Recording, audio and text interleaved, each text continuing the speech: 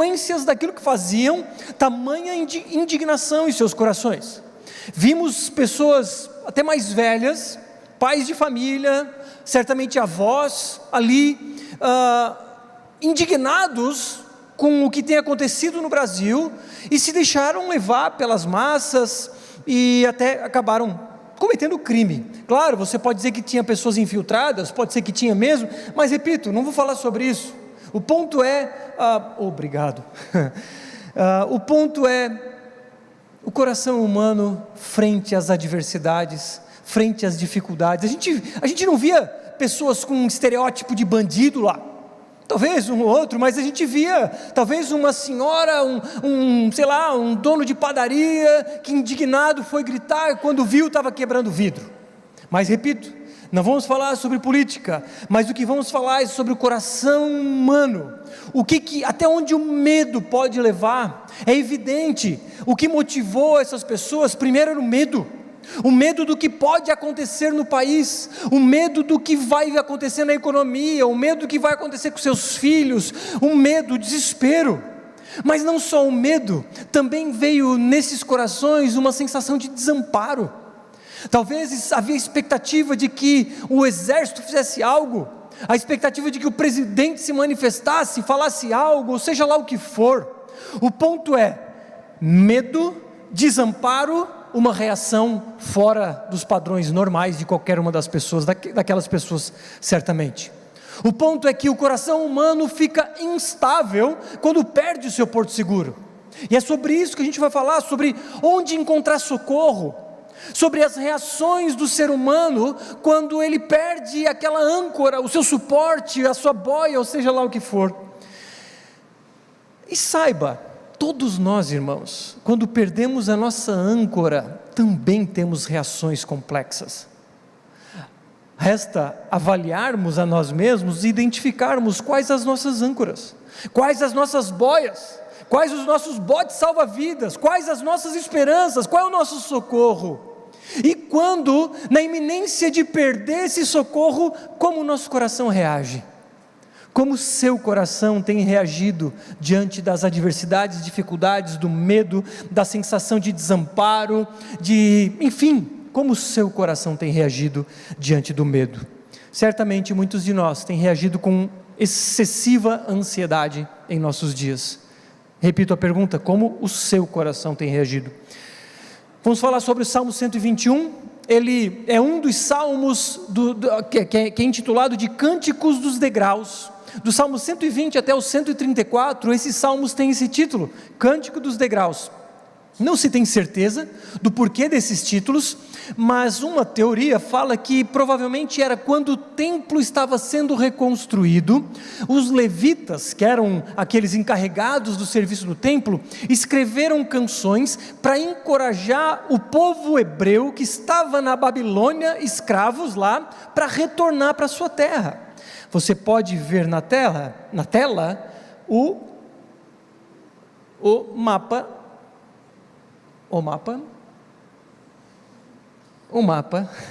está lá, o mapa do Império Babilônico. No canto ali em amarelo, ali está a terra prometida, como falamos semana passada. O círculo roxo está o Egito, onde foi o primeiro lugar onde o povo foi escravo, que falamos semana passada, mas séculos mais tarde o povo judeu estava sendo escravizado novamente, agora lá no círculo vermelho, na Babilônia. É interessante perceber que Abraão foi chamado por Deus lá da Babilônia, antes, lá no começo de tudo, em Ur dos Caldeus, Abraão é chamado, e agora o povo retorna para aquela terra. Aliás, o que restou do povo, porque boa parte havia sido dizimada ou espalhada, o que restou do povo retorna para a Babilônia, mas sendo escravos. Mas então vem um novo imperador e ele libera o povo hebreu para retornar, agora mais especificamente o povo judeu, porque das 12 tribos, 10 haviam sido dizimadas e a tribo de Judá era uma das únicas que havia sobrevivido. Então passa a ser conhecido como o povo judeu, que aos poucos vai retornando para a terra prometida. Mas muita gente estava se fixando lá na Babilônia e não queria voltar. Então os levitas, provavelmente, segundo essa teoria, escreveram músicas para encorajar o povo a retornar lá para a terra prometida. Interessante perceber também que no salmo anterior, o salmo 120, o salmista fala de sua angústia e roga por livramento da parte de Deus. É um salmo mais pesado no sentido de sofrimento.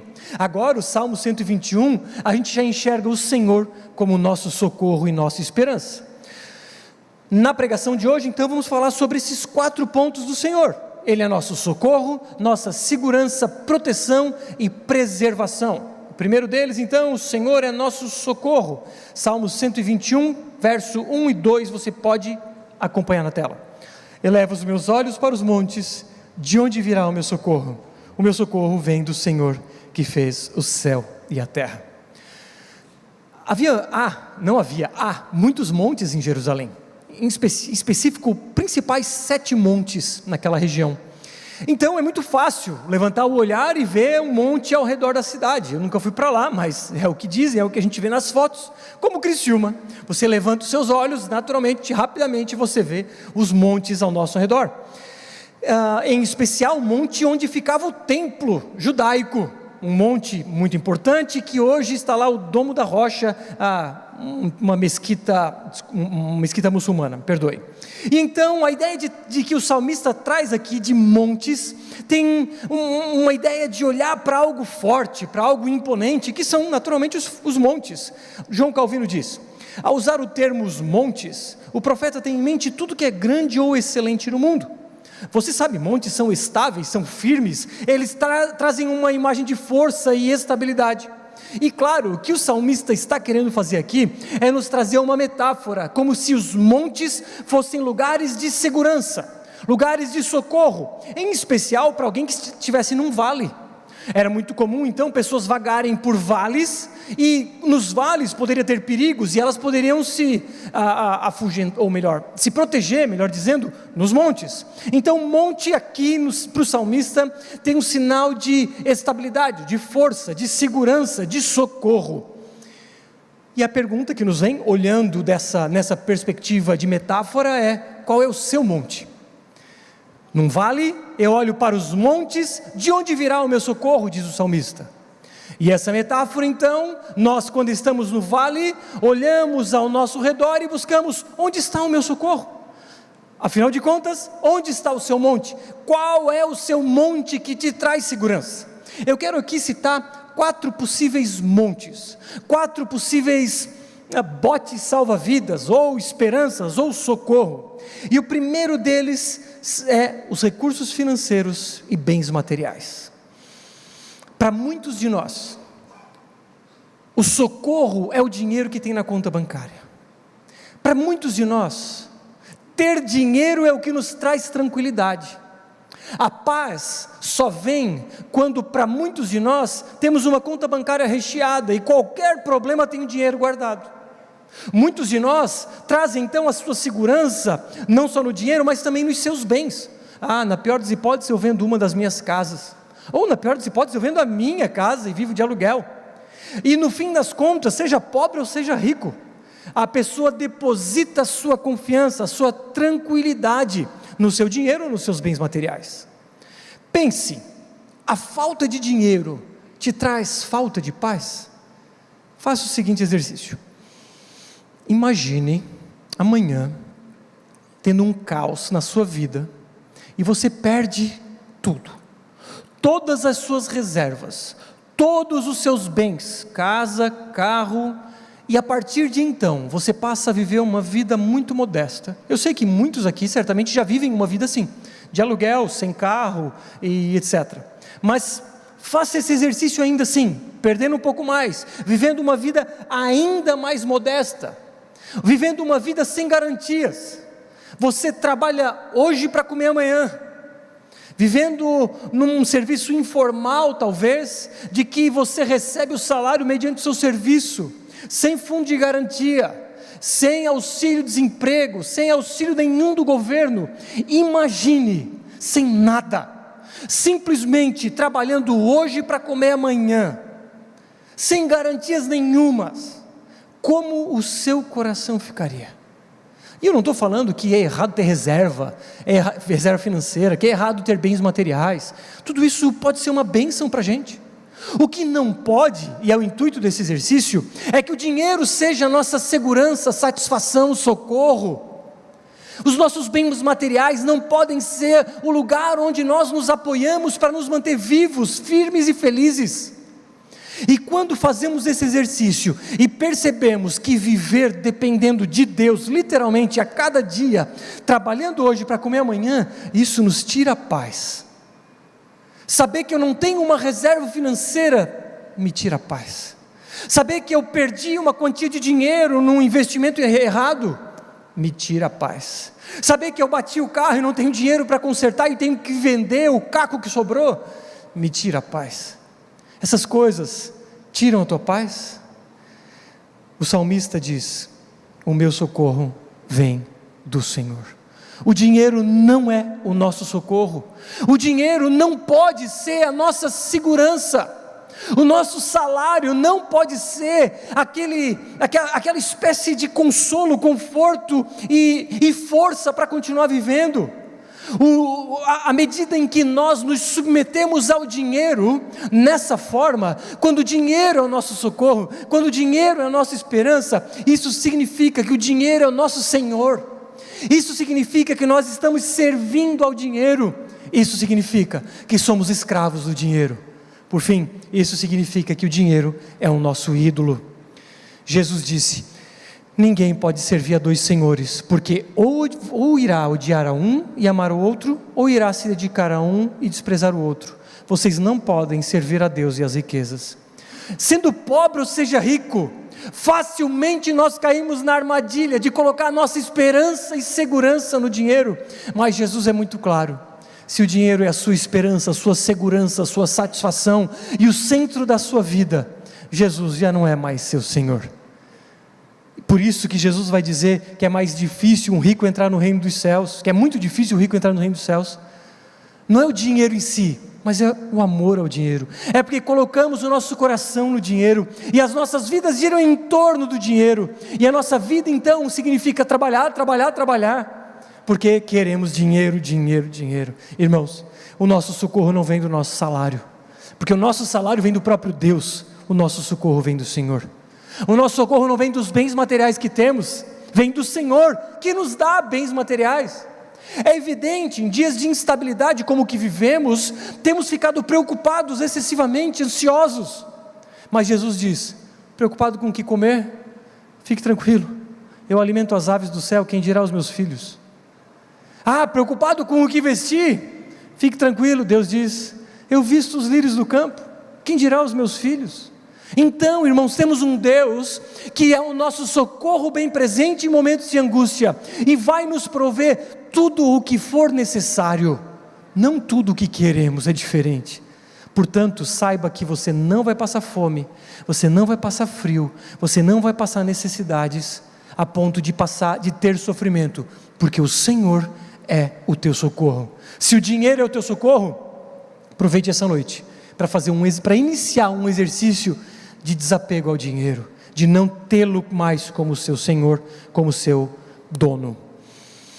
Outra forma, então, se falamos sobre segurança financeira e nos bens, outra forma de buscar socorro, de ser um monte, é a nossa segurança emocional. São pessoas carentes emocionalmente, que buscam suprir as suas carências em quem está ao redor. São maridos que buscam essas carências serem preenchidas na esposa, a esposa no marido, o namorado na namorada e vice-versa, o filho no pai, o pai no filho, a mãe no filho, a filha na mãe, seja lá onde for. Pessoas carentes emocionais são aquelas pessoas que abandonam por diversas vezes a razão e tomam as suas decisões com base em sentimentos. São pessoas que estão felizes quando estão supridas emocionalmente, mas tristes quando se sentem vazias. Essas pessoas precisam se sentir amadas, precisam se sentir aceitas, precisam se sentir benquistas pelas pessoas ao redor. São pessoas instáveis, que ora estão felizes da vida, ora estão muito tristes. Se conseguem muitas curtidas no Instagram, estão felizes. Se aquela postagem não deu certo, ficam tristes. Se não se sentem aceitas em determinado grupo, se entristecem. Se são aceitas, são felizes. Se não tem atenção do cônjuge, entristece. Se tem atenção, seja lá de quem for, fica feliz. Pessoas então, vazias emocionalmente falando, instáveis, que buscam o socorro emocional em quem está ao redor. É uma esposa que não faz nada se não tiver a aprovação do marido para tudo. É um marido que precisa da opinião da esposa para qualquer coisa. É o pai que não consegue viver sem visitar o filho todo dia. É o filho que precisa da aprovação da mãe em cada coisa, e o filho casado. É a menina adolescente que busca ser aceita no Instagram, busca curtidas e faz o que for necessário para buscar ser aceita. Ou o adolescente que quer ser aceito no seu grupo e acaba se envolvendo com drogas e outras coisas mais, simplesmente porque quer ser aceito pelos seus amigos. Enfim, pessoas que são carentes emocionais, buscam a segurança emocional em outro, querem ser aceitas, querem se sentir pertencentes, querem se sentir amadas. O problema é que ninguém pode ser uma fonte para suprir carências emocionais. Ninguém. Todos vamos decepcionar uns aos outros. Portanto, não entenda que alguém é o seu monte para dar o suporte emocional que você precisa.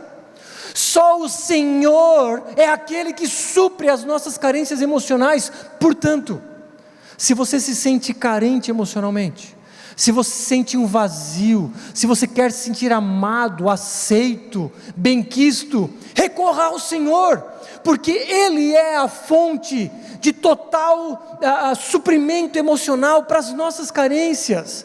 Nele nos sentimos aceitos, nele nos sentimos amados, nele somos supridos emocionalmente de toda ordem, nele temos um senso de pertencimento. Enfim, pare de recorrer a quem está ao seu redor para ser a sua fonte de segurança emocional. Só o Senhor é esse socorro bem presente. Bens materiais, pessoas ao nosso redor que são fontes para restabelecer a carência emocional. Agora, uma terceira fonte somos nós mesmos. Ok, termos uma autoestima equilibrada, isso é importante. O problema é quando temos um senso de autossuficiência. Pessoas autossuficientes que pensam que não precisam de nada nem ninguém. Normalmente são pessoas muito inteligentes, muito bem comunicativas, bem resolvidas emocionalmente, que não têm carências afetivas, e pessoas então que têm altos níveis de confiança em si próprios. E essas pessoas acham que elas mesmas são o próprio socorro. O problema é que pessoas autossuficientes, em algum momento Deus tira o chão, para que elas percebam que a autossuficiência é um engano, que o nosso socorro não vem de nós mesmos, mas que o próprio Senhor nos sustenta. O próprio Jesus Cristo disse: sem mim nada podeis fazer. Cuidado com um senso de independência, de autonomia em relação a Deus, um senso de que eu posso, eu faço.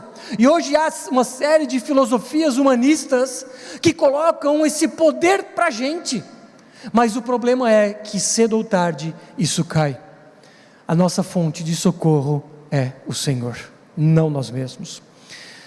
Outra fonte muito presente em nossos dias são os líderes e as ideologias políticas. Muitos têm enxergado no líder ou numa ideologia a esperança da nossa nação. A ideia de que quando a minha ideologia estiver no poder, tudo vai bem. Quando o meu representante assumir, aí não teremos mais problemas no Brasil. É uma espécie de confiança messiânica, é uma espécie de tentativa de antecipação da eternidade no agora, de trazer o paraíso na terra. Muitos pensam que é quase que possível trazer o paraíso para a terra, de que talvez por meio de uma ideologia política vamos ter paz no nosso país, mas isso é um engano. A paz nós só vamos viver no reino de Deus na eternidade. Agora pense, será que uma ideologia é o seu socorro? Será que você tem alta expectativa em líderes políticos? Faça o seguinte exercício: imagine 30 anos de governo da oposição a qual você pensa, 30 anos do outro governando, seja lá quem for. Como você se sente? Angústia? Medo? Desespero? Vontade de sair do país?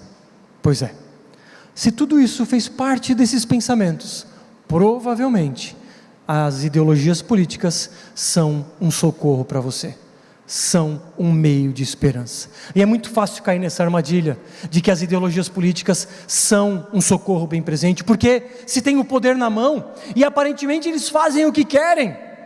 Foi por isso que muita gente se levantou em Brasília.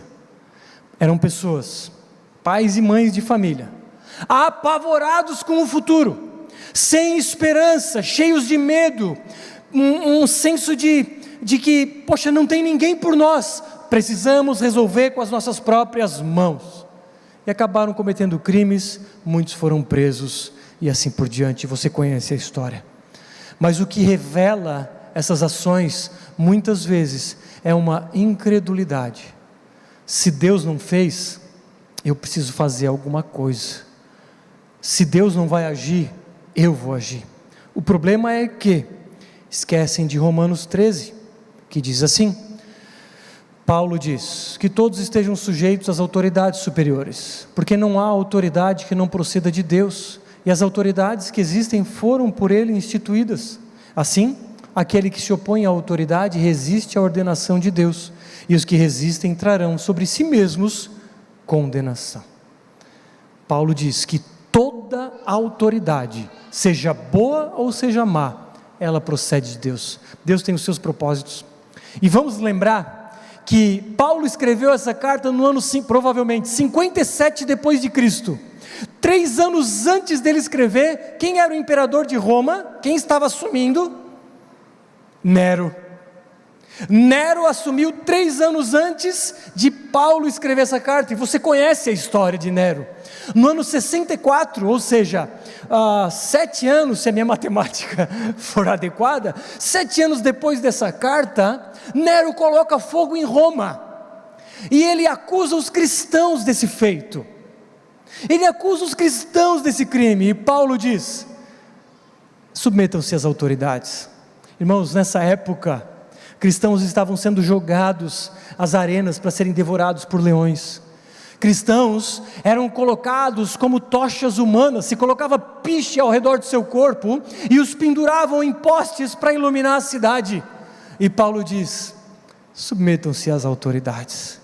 Parece injusto, parece absurdo, mas Paulo repete: submetam-se às autoridades. Proteste, grite, levante bandeira, faça postagem, faça o que for. Essas são as armas que temos, independente do seu posicionamento político. Mas se você não concorda com o que se faz, proteste, mas ao mesmo tempo submeta-se. Agora, Jesus chega para confrontar os sistemas, inclusive o sistema político. Os imperadores romanos, eles pediam, me faltou a palavra, me desculpe, eles exigiam do povo adoração, eles exigiam serem chamados de senhores, e Jesus vem dizer: eu sou o Senhor. Os Césares pediam idolatria a eles, Jesus diz: dai a César o que é de César, imposto, mas dai a Deus o que é de Deus. Não podemos prestar adoração a líderes políticos, não podemos depositar a nossa esperança, consolo, socorro, esperança, expectativa em líderes ou ideologias políticas. Você pode ter a sua preferência, como eu tenho a minha, mas não é ali a minha fonte de esperança. A minha fonte de expectativa e socorro vem do Senhor, não vem de César. Jesus diz: dai a César o que é de César, pague os impostos necessários, submeta-se às autoridades, porque é Deus quem coloca, mas a adoração somente ao nosso Senhor Jesus Cristo. Ele é o nosso monte, Ele é a nossa esperança, Ele é o nosso socorro muito bem presente nestes momentos de angústia que vivemos. Somente a Cristo a nossa adoração, somente Cristo é o nosso monte. E aqui poderíamos citar tantas outras possíveis fontes de segurança: carreira profissional, a empresa, o pastor, a igreja, uma herança que vai receber, enfim. Saiba que, independente do que seja, tudo nos dá uma aparente segurança. Nada disso que eu falei traz uma segurança verdadeira. Se o dinheiro é a sua âncora, saiba que uma crise econômica no país pode fazer o teu dinheiro evaporar. Se alguém, um cônjuge, amigo, pai, mãe, filho, é a tua fonte de carência emocional, para suprir as tuas carências emocionais, sabe que uma simples briga pode fazer com que essa fonte seque. Se você tem autoconfiança absurda, saiba que uma doença pode facilmente tirar essa autoconfiança. Ou se a tua esperança é num político, saiba que facilmente ele pode ser julgado e condenado. O ponto é, todas essas fontes, elas em algum momento vão nos frustrar, porque não podemos esperar dessas fontes só o que Jesus pode nos proporcionar. João Calvino também diz: a intenção do profeta é bastante óbvia, ou seja, embora todos os auxílios do mundo, mesmo os mais poderosos, não nos sejam oferecidos, não devemos buscar segurança em outra fonte, senão em Deus. Sim, e mais ainda, quando os homens se fatigarem de procurar remédios, ora num lugar, ora no outro, descobrirão por experiência que não existe nenhum socorro seguro, senão unicamente em Deus. Eu sei que você já deve ter se frustrado com pessoas, talvez com uma perda financeira, talvez com o seu político que você ama, talvez com um pastor, seja lá quem for, pai, mãe, filho, irmão. Saiba de uma coisa: Jesus não vai te frustrar, porque, segundo o salmista, o meu socorro vem do Senhor. E o meu socorro vem dele, porque o mesmo salmista diz: Ele fez o céu e a terra. O Criador do universo, aquele que sustenta a criação com o poder da sua palavra, é o mesmo que cuida da gente. Portanto, não temos um monte frágil, não temos um rei fraco, não temos uma fonte de segurança duvidosa. É simplesmente o Criador dos céus e da terra, e nele depositamos a nossa segurança. Quando estamos no vale, olhamos para os montes e sabemos que a nossa esperança, a nossa segurança, o nosso socorro não vem de nada, a não ser de Jesus Cristo de Nazaré. Segundo ponto, então, vemos que o Senhor é a nossa segurança, verso 3 e 4. Ele não permitirá que os seus pés vacilem, não dormitará aquele que guarda você. É certo que não dormita, nem dorme o guarda de Israel. Percebemos nesses versos que ao longo da jornada Ele cuida da gente.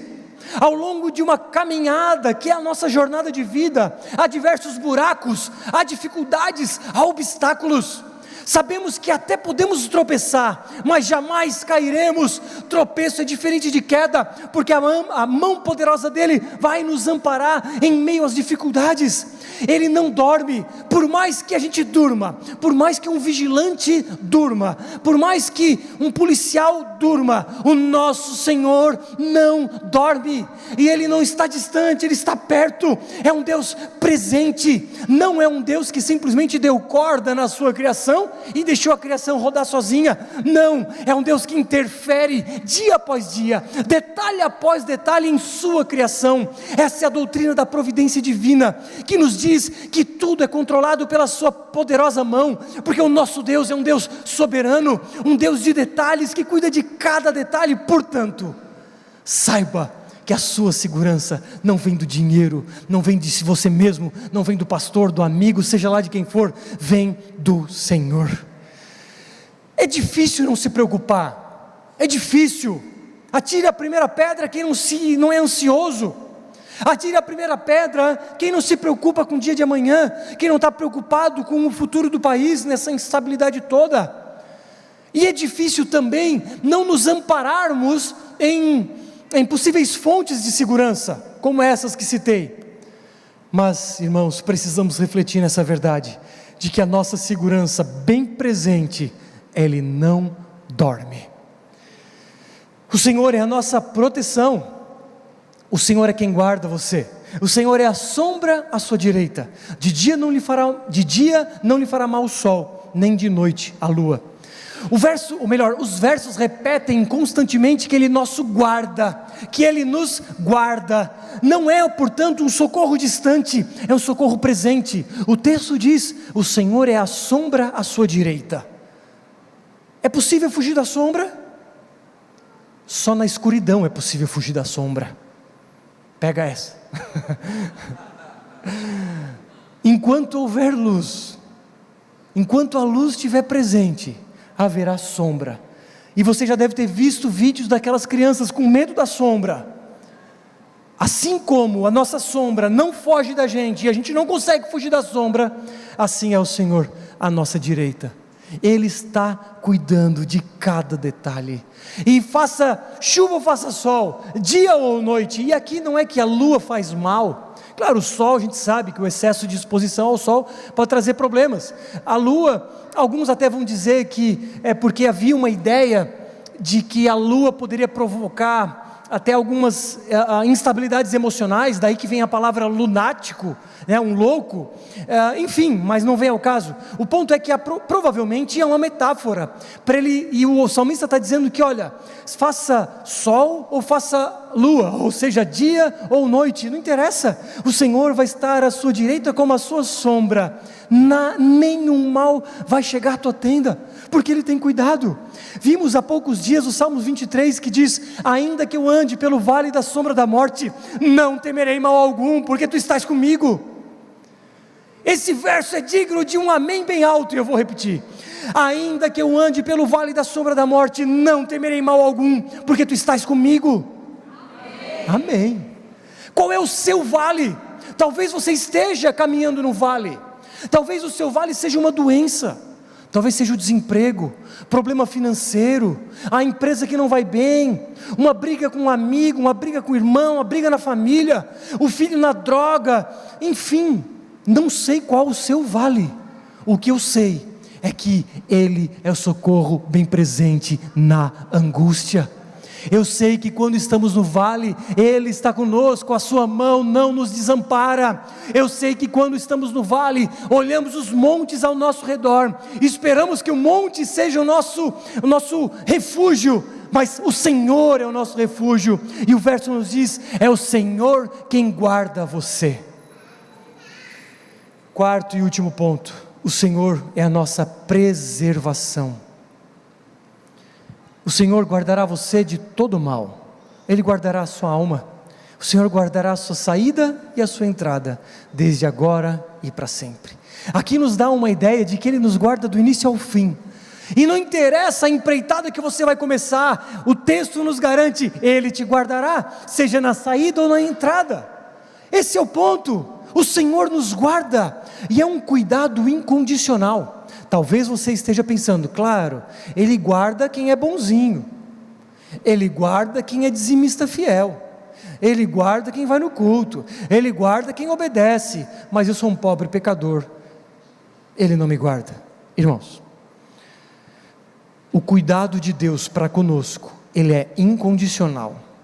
Pense, caso você tenha filho, no seu filho, caso não tenha, imagine, você que tem filho, tem 2 filhos, você ama mais o filho obediente em detrimento do desobediente? Você deixa de amar o filho que desobedece? Se nós, que somos falhos, não deixamos de amar os nossos filhos desobedientes, quanto mais Deus. O nosso Deus nos ama, e esse amor, ele transcende a nossa performance. O amor de Deus não é maior para os obedientes e menor para os desobedientes. Isso é mérito, e a relação de Deus para com os seus é de graça, é sobre graça e não mérito. Graça significa receber aquilo que a gente não merece, e é assim que Deus age conosco.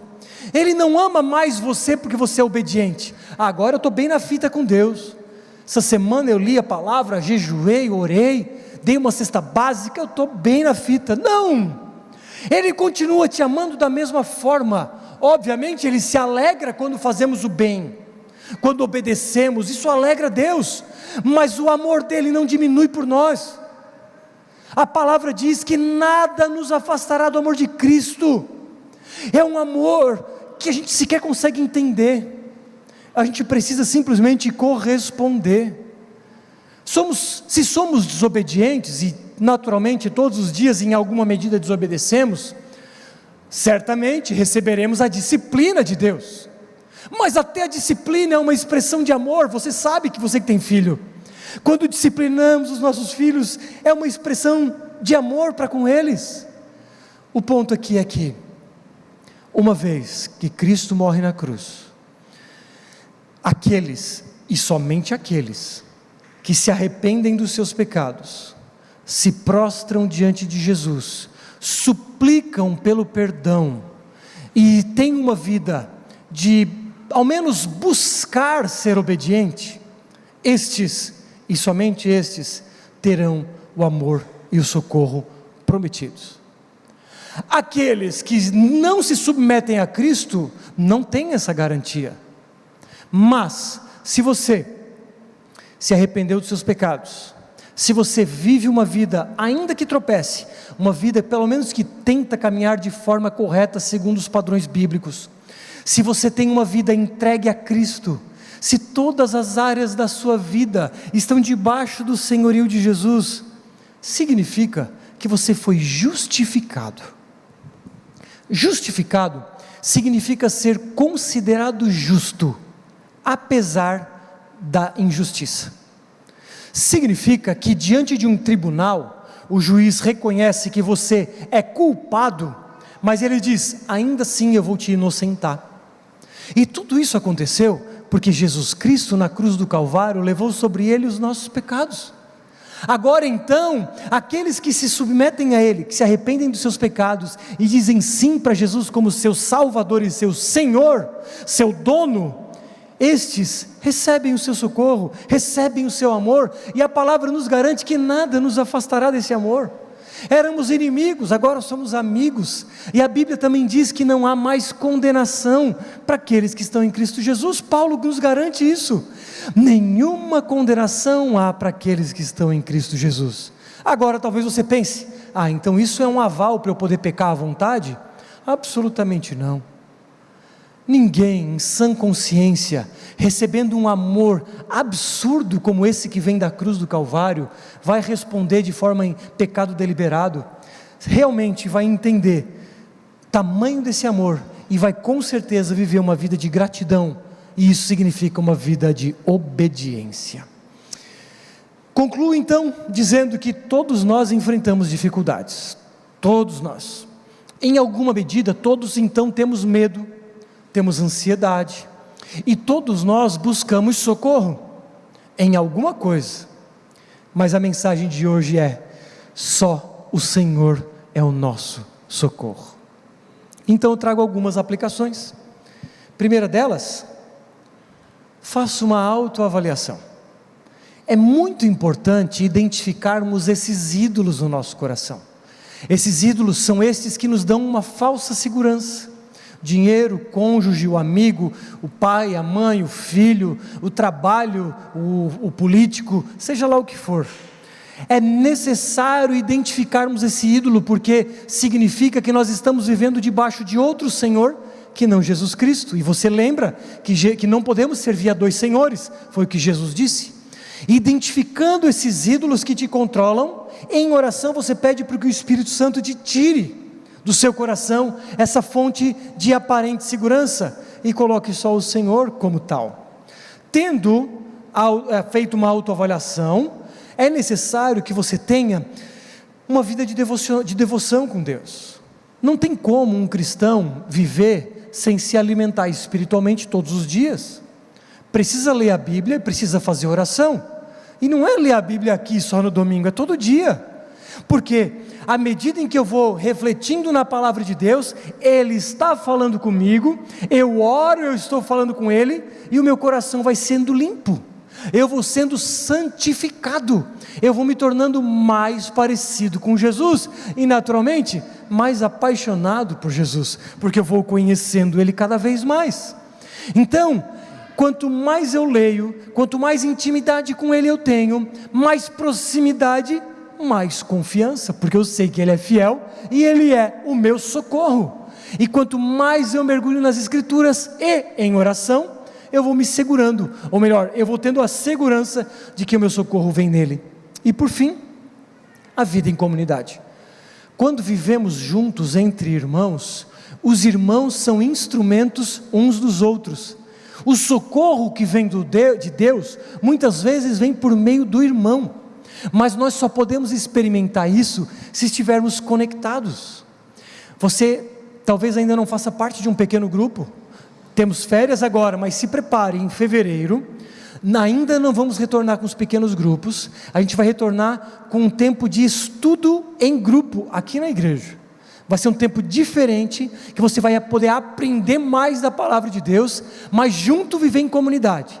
Então guarde, nós vamos ter uma reunião essa semana para definir o dia da semana e o dia que vai começar, mas não fique de fora, para que você se conecte à comunidade e viva uma vida de socorro mútuo, tanto alguém te servindo, como você servindo o outro. E eu quero finalizar com Apocalipse 21, porque por mais que hoje busquemos a nossa esperança no Senhor, sabemos que vamos passar por dificuldades, mas baixe sua cabeça, feche os seus olhos e ouça a leitura que eu vou fazer de 5 versículos de Apocalipse 21, e nisso a banda pode ir subindo. Preste atenção nas palavras.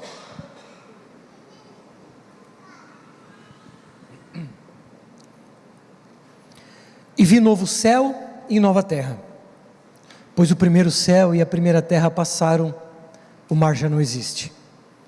Vi também uma cidade santa, a nova Jerusalém, que descia do céu da parte de Deus, preparada como uma noiva, enfeitada para o seu noivo. Então, ouvi uma voz forte que vinha do trono e dizia: eis o tabernáculo de Deus com os seres humanos. Deus habitará com eles, eles serão povos de Deus, e Deus mesmo estará com eles e será o Deus deles. Agora preste atenção. Eles enxugará dos olhos toda lágrima, e já não existirá mais morte, já não haverá mais luto, nem pranto, nem dor, porque as primeiras coisas passaram. E aquele que estava sentado no trono disse: eis que faço novas todas as coisas. Fique com a cabeça baixada. Senhor, obrigado, porque sabemos que Tu tens sido o nosso socorro. Pedimos perdão se muitas vezes colocamos a nossa expectativa em algo ou alguém que não é o Senhor. Pedimos perdão pelos nossos ídolos. Pedimos perdão pela falta de fé, falta de confiança no Senhor, pelos momentos que nos desesperamos, pelos momentos que estamos extremamente ansiosos, preocupados e cheios de medo. Tem misericórdia de nós, Senhor. Mas eu te peço que o Teu Espírito Santo nessa noite, como que trazendo um bálsamo e curando as feridas do nosso coração, as feridas que ainda trazem preocupação, as feridas da nossa alma que trazem ansiedade, Senhor, nos seja tão presente em nossas vidas, que não tenhamos dúvida alguma de que Tu és o nosso socorro bem presente, que Tu és o socorro ainda que estejamos no vale, de que Tu és um Deus muito presente, tão conectado a nós como a nossa sombra. E por fim eu oro como Davi orou: Senhor, Tu me sondas e me conheces, sabes quando me sento e quando me levanto. De longe conheces os meus pensamentos, observas o meu andar e o meu deitar, conheces todos os meus caminhos. A palavra ainda nem chegou na minha língua, e tu, Senhor, já conhece toda. Tu me cerca por todos os lados, e põe a tua mão sobre mim.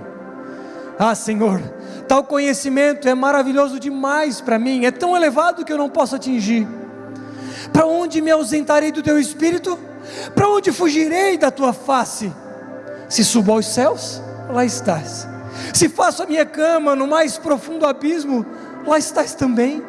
Se tomo as asas da alvorada e me detenho nos confins dos mares, ainda ali a tua mão me guiará, e a tua mão direita me susterá.